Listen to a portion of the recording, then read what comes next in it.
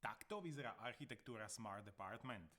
Jej súčasťou sú aj chytré senzory, ktoré sme vytvorili v rámci predchádzajúcich cvičení.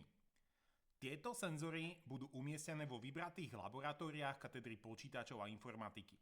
Aby tieto senzory mohli efektívne komunikovať s ostatnými zariadeniami v infraštruktúre, je každé jedno laboratórium vybavené špeciálnym zariadením s názvom IoT Gateway.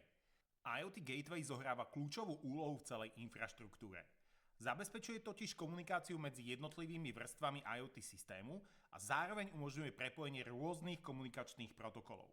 V našom prípade sprostredková komunikáciu medzi vytvorenými chytrými senzormi a serverom Mother, ku ktorému majú prístup vaše služby a môžu tak získané dáta ďalej spracovávať. Prostredníctvom vašich klientských aplikácií je navyše možné tieto chytré zariadenia ovládať ešte aj na diaľku. Cieľom tohto cvičenia je vytvoriť si vlastné zariadenie typu IoT Gateway na vlastnom počítači.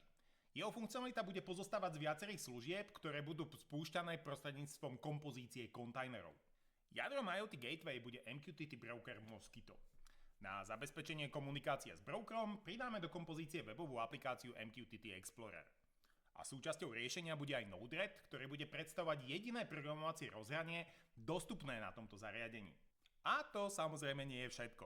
Zabezpečíme prepojenie so serverom Mother v režime MQTT Bridge, spustíme kontajner, ktorý poskytuje aktuálny čas pomocou protokolu NTP a ukážeme si aj to, ako do infraštruktúry pripojiť zariadenia, ktoré komunikujú pomocou iných protokolov než je TCP/IP, ako napríklad Bluetooth alebo Zigbee.